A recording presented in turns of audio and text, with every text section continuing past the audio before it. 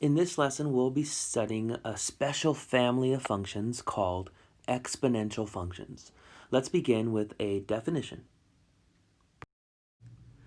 An exponential function with base b is defined by the equations f of x is equal to b to the power of x or y is equal to b to the power x, where b is a real number greater than 0. Okay, b, the base has to be greater than 0. B must not be 1. It cannot be 1. And x is any real number. Because x can be any real number, the domain is all real numbers, and the range is going to be any positive real number, so from 0 to positive infinity. So what I want you to see here is that for this group of functions, the exponential functions, your variable is an exponent.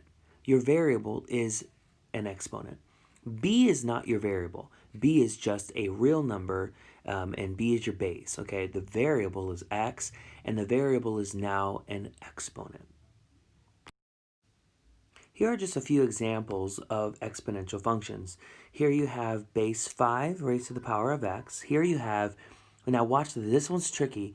The base here is 4. The base is not negative 4.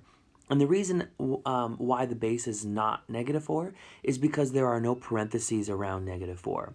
Because no parentheses are used, the base is positive 4 raised to the power of x plus 1, and then there's a negative on the outside. So the way I read this is the opposite of positive 4 raised to the power of x plus 1. This is base 1/3 raised to the power of negative x. This is base 1/2 raised to the power of x minus 3, and then plus 4. All of these are examples of exponential functions. Now, I want to talk to you just for a little while about why these restrictions exist on the base. Here, it says base b has to be greater than 0, and I'm wondering why. Why can the base not be, negative? What's wrong with that? And also, the base must not be 1. Why not? So I want us to explore the reasons behind these two restrictions. Let's consider the second restriction first here. The base must not be 1. And the question I'm thinking is, why not? What would happen if the base were 1? Well, I want you to consider a few things here. If you let x be 1, what would you get? You would get 1 raised to the first power, which is 1. If you let x be 2, you would get 1 squared, which is also 1. If you let x be 3, you would get 1 cubed, which is also 1. So no matter what you plug in for x, the output will always be 1. No matter what x value you consider, whenever you raise 1 to whatever power you want, you're going to get 1. I mean, I could keep going here. F of 0, right? 1 to the power 0 is also 1. So no matter what you plug in for x, you're always going to get 1. Let's see what the graph of this looks like. It would be a horizontal line. It would be constant at 1, right? All of those points, if you plot them and then draw the line through them, it'll be a horizontal line. Now, someone may be thinking, okay, so what's the problem with that? Well, would this pass the horizontal line test? No, we learned in an earlier lesson that this would fail the horizontal line test, right? And because it fails the horizontal line test, it's not 1-to-1. And if it fails the horizontal line test, and that is the reason why it's not 1-to-1, then we know that its inverse does not exist. Here, we want to study exponential functions that are 1-to-1, okay? All of our exponential functions, as long as they follow this description, will be 1-to-1, and then we'll be able to study their inverse. So this is the reason why they're telling us do not let the base be 1. Now let's explore what would happen if the base was not greater than 0. What would happen if the base were a negative value? Let's explore that. Here I made my base negative, and they're saying you can't do that. So I'm making my base negative just to see, why not? What would happen? Now you can see I had to use parentheses here in order for the base to be negative, okay? Now, X can be any real number, okay? So I'm going to plug in something for X that would make me get in trouble. So watch this. So what if X were 1/2?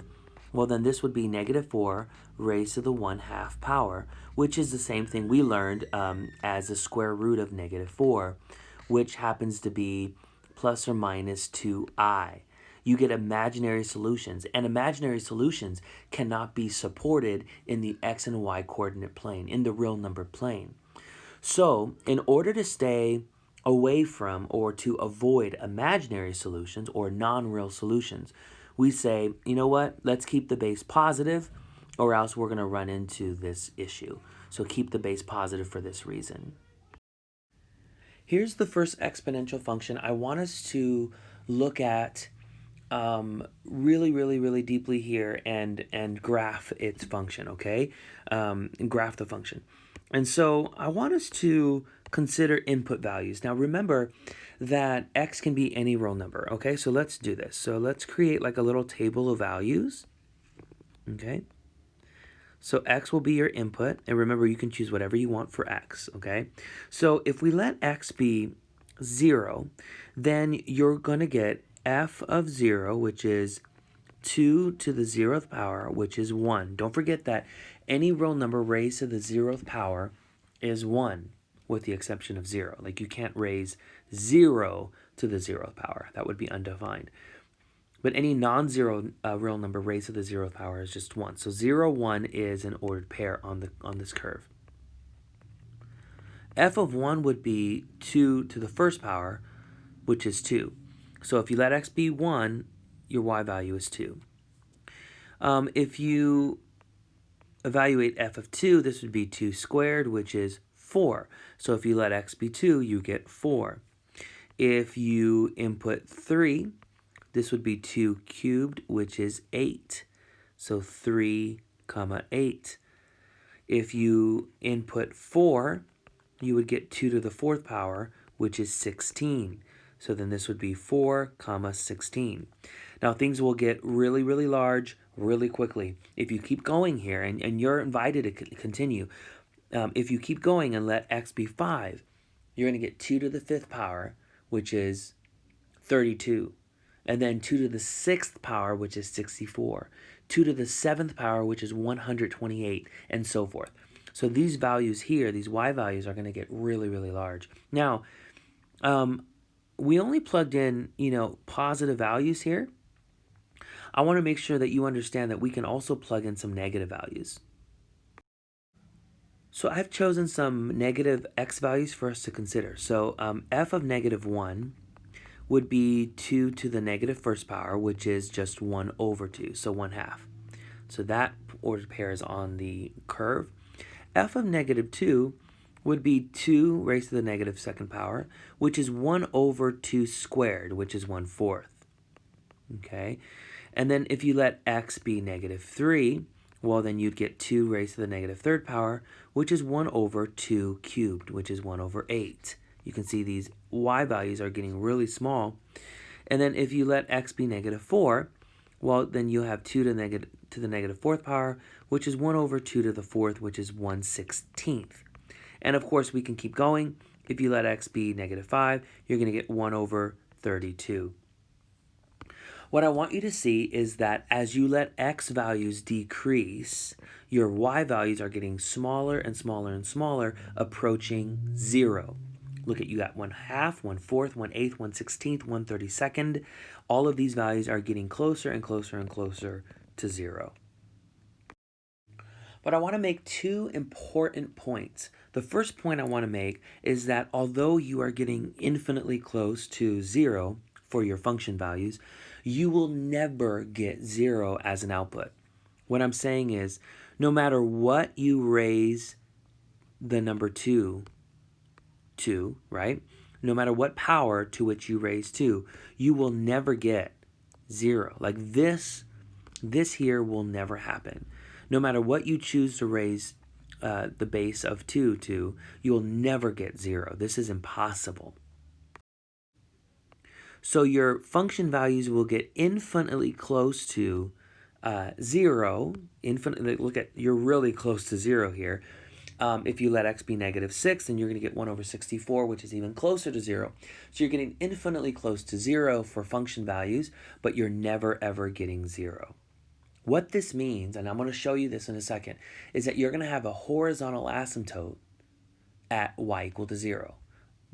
What I mean by that is the graph of this function, this curve, will get infinitely close to y equal to 0, but will never touch it. It'll be an asymptote. The second point I want to make is really important, is that because your base is positive, no matter what you raise a positive base to, you will never get a negative number, ever. No matter what, I mean, look at, we raised positive 2 to some negative values, and all of our outputs are positive. All of our outputs are positive. So we're never getting a negative number as a y value, as a function value. So what that tells me is when I go to my x and y coordinate plane, right, the curve is not passing through quadrant 3 or quadrant 4 because it's in these two quadrants where your function values are negative and we'll never get a negative. So then our whole curve will be up in here, quadrants 1 and 2. Now what I want to do is plot some of those points here, not all of them, but just some of them. Our curve goes through 0, 1, it goes through 1, 2, it goes through 2, 4, and it also goes through 3, 8. These are the points that you and I generated a little while ago. It goes through negative 1 and then 1/2, negative 2, 1/4. You know, that's really hard to show because it's getting infinitely close to this y-axis. Now don't forget that your function values are getting infinitely close to y equal to 0, which I'm graphing here. This is a horizontal asymptote equal to, or the equation of which is y equal to 0. So when I draw my curve here, I'm going to make sure to allow this curve to get infinitely close to the y-axis, but never touch it, okay? Never, never, never touch it, okay? Because if it touches the x-axis, if it touches the x-axis, which is y equal to 0, then that means the y value is 0, okay? So this is the curve for our function f, which we named f here. And I want you to really, really stare at this curve. This curve is the curve that you're going to see over and over and over again in the next few lessons. This is the most basic, one of the most basic exponential functions graph for us. And you're going to see this curve is the same pattern for all of our exponential functions. Now, this curve may be moved around in the plane, it may be shifted to the right, it may be shifted to the left, it may be reflected across the x-axis, and so forth. But at the end of the day, it'll be this curve. I want us to jot down a few properties of this function and its graph. First, please note that the domain is all real numbers. Now, we knew this from the very beginning with the definition, but if you look at this graph and if you read it from left to right, it's going forever to the left and forever to the right, so the domain is all real numbers. The lowest y value, well, you know what? This graph gets infinitely close to y equal to 0, but never reaches there. So what we're going to say is the range is infinitely close to 0, and then it goes up forever, right? So positive infinity. I have a parenthesis on 0. That's really important because the y values get infinitely close to 0, but can never actually arrive at 0. So 0 is not included in your range. So put a parenthesis there. Don't put a bracket. Now you have a horizontal asymptote, which is y equal to 0, right? This is the line that your curve gets infinitely close to. Notice that the curve never hits the x-axis, so then there aren't any x-intercepts. You do have one y-intercept, which is right here, which is 0, 1. Another thing I want you to notice is that if you apply the horizontal line test, you will see that it passes the horizontal line test, which means that this function is 1-to-1. All of our exponential functions will be 1-to-1. All of them will have graphs that pass the horizontal line test. And the last thing I want to note is that this curve is increasing If you read it left to right, the curve's going up, if you will. So then we say this is an increasing function. All right, cool.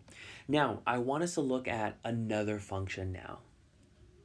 And I want you to draw the connections. I want you to see the pattern and what is similar and what's different as well between this curve for f of x is equal to, let's be really clear before I move on. This is the curve for f of x is equal to 2 to the power of x. Notice what your base was, positive 2. Now, let's move on to a different function. Now watch this. Now I want you to consider this function, this exponential function that I named g. It's positive 1/2 raised to the power of x.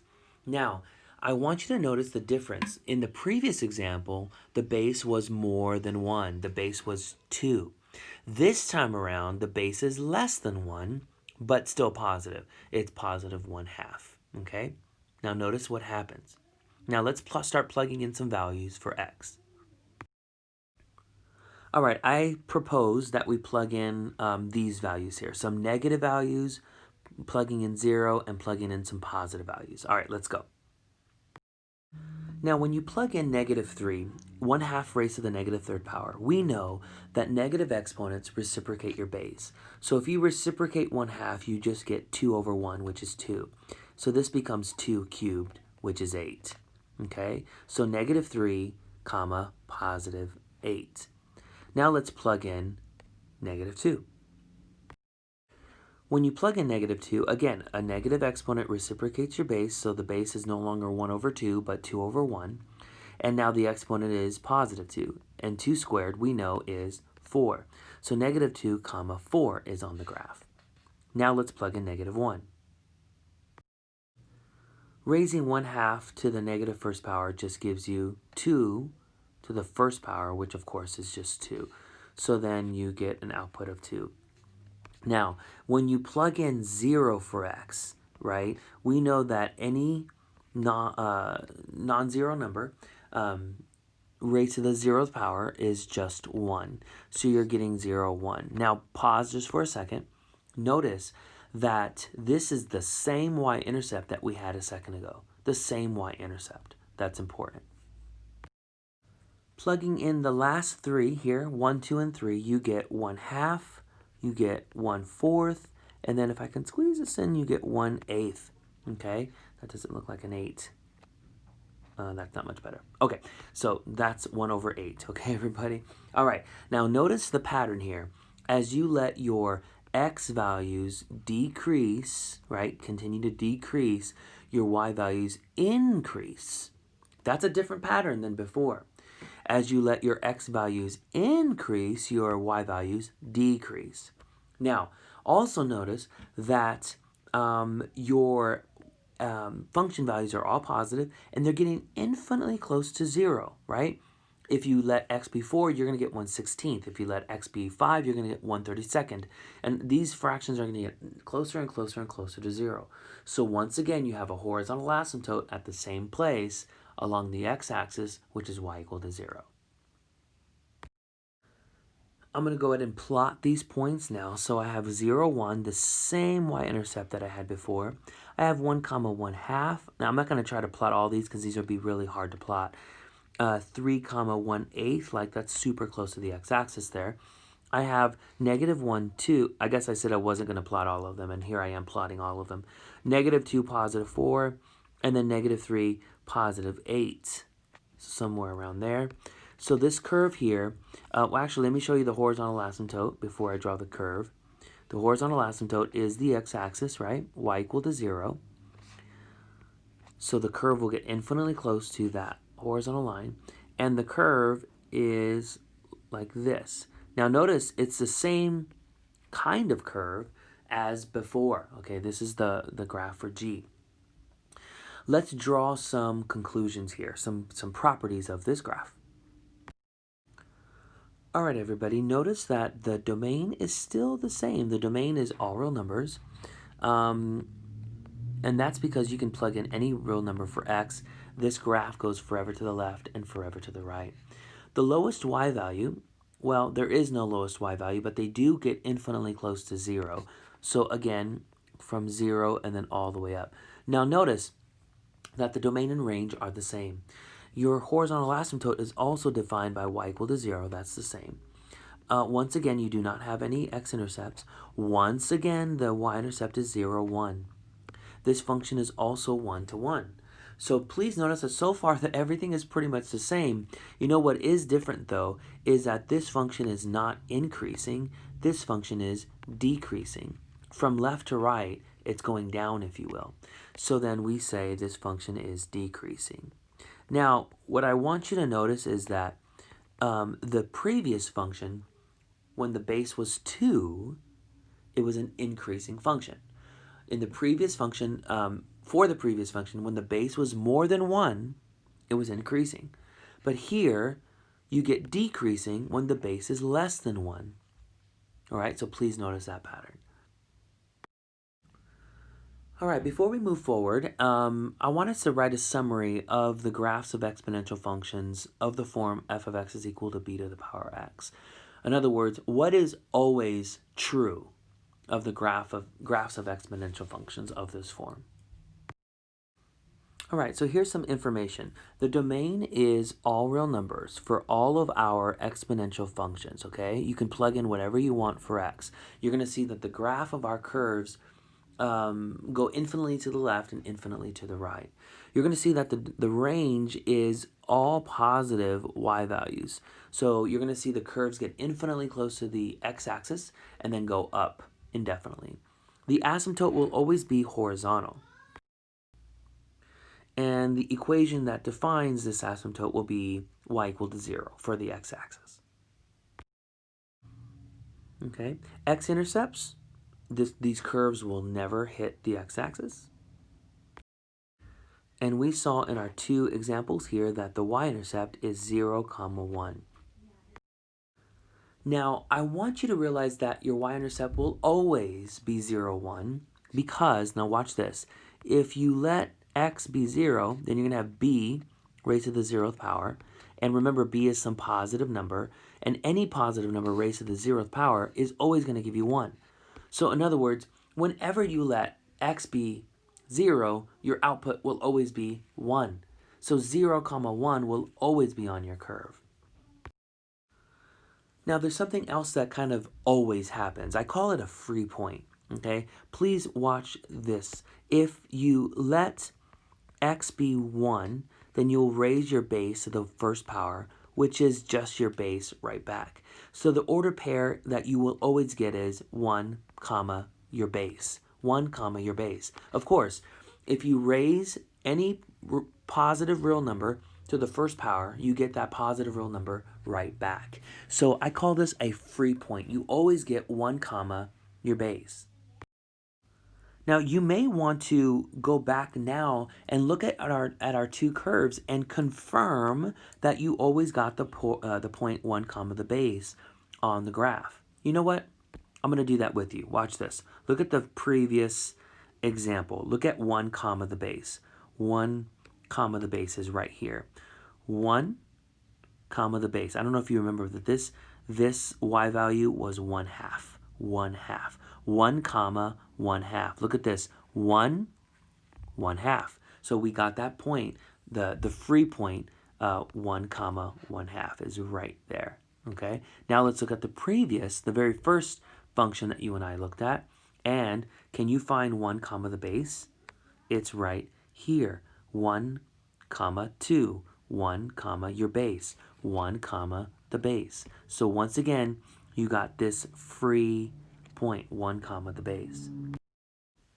The last thing I think I want to mention is that, or actually maybe there's one more thing after this, but I want you to notice that all of our curves are going to be 1 to 1. If they're 1 to 1, that means their inverse exists, okay? And we'll tie that together with log functions in a few lessons from now. The last thing I want you to note is when is the curve going to be increasing and when will it be decreasing? Now, whether the function will be increasing or decreasing depends on your base. Notice that in the first example, your base was 2 and the function was increasing. Second example, the base was 1/2 and the base was decreasing. So if the base is more than 1, you'll have an increasing function. If the base is less than 1, but of course always greater than 0, it must be positive. So basically, if the base is a fraction that's less than 1, like 1/2 or 1/3 or 1/5 or whatever, then the function will be decreasing. So you can take this summary and it'll help you kind of get to know the exponential functions really, really, really well. All right, let's wrap this lesson up by considering the following example. Graph the given function, which is h, by first graphing its parent function, and then use transformations. All right, so in an earlier lesson, we studied transformations, and so that's what we're going to be using to graph this function, okay? Now listen carefully, because the base is 3, that makes my parent function base 3 as well. I'm going to name my parent function f. So it'll be 3 to the power of x. So basically, take away the transformations, take those away, and then you're left with just the most basic parent function, 3 to the power x. This is the parent function. Now, everything we just finished writing down under the summary will be true for this function f. However, this function h, things are going to change because of these transformations, all right? Now, let's call out what transformations we see here. Because the -1 is part of the argument, it's manipulating your input, this up here represents a horizontal translation. Down here, because -2 is outside of the argument, this represents a vertical translation. Now, we studied these types of transformations before, and we said that whenever you have a horizontal transformation, you have to think opposite here. So because it's -1, this represents 1 unit to the right.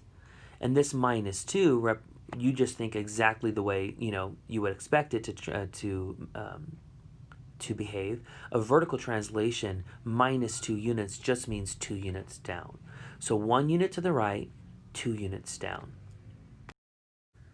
All right, this is what I expect you to do. I expect us to graph this parent function first, and then graph function h, all on the same set of axes. Now, graphing this parent function, remember that all of the information, once again, in the summary is true. In other words, the y-intercept will be 0, 1. Remember that? And then do you remember what the free point is? 1, comma, your base. So in this case, it's 1, comma, 3. 1, comma, 3. About up here. And because the base is more than 1, it'll be an increasing function. And then, of course, don't forget that your horizontal asymptote is the x-axis.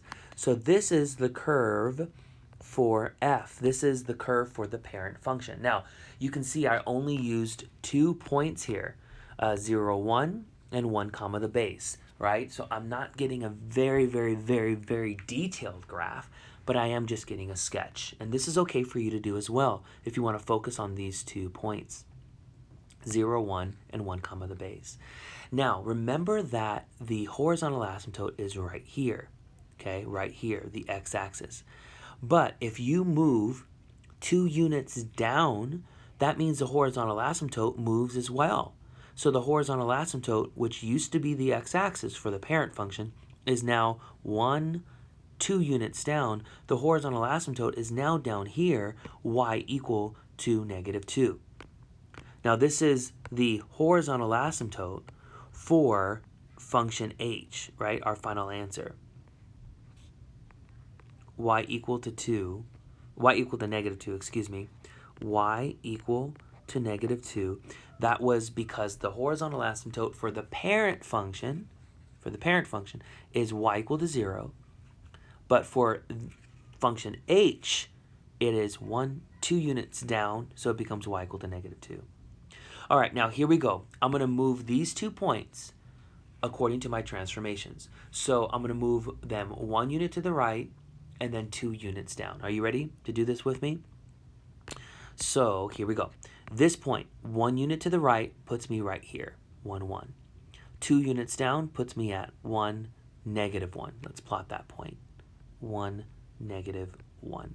Okay? One more time. That was this point, 1 unit to the right, 2 units down. And then now this point, 1 unit to the right puts you at 2, 3. And then 2 units down puts you at 2, 1. Let's plot a point there. 2, 1. About right there. One more time. That was this point, 1 unit to the right and 2 units down. I can draw the curve now, especially now that I have the horizontal asymptote shown. I know that the curve gets infinitely close to this horizontal line there. All right? This is the graph of h, and I found it not by plotting points, but by using transformations.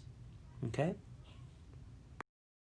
Now let's gather some information about your function h.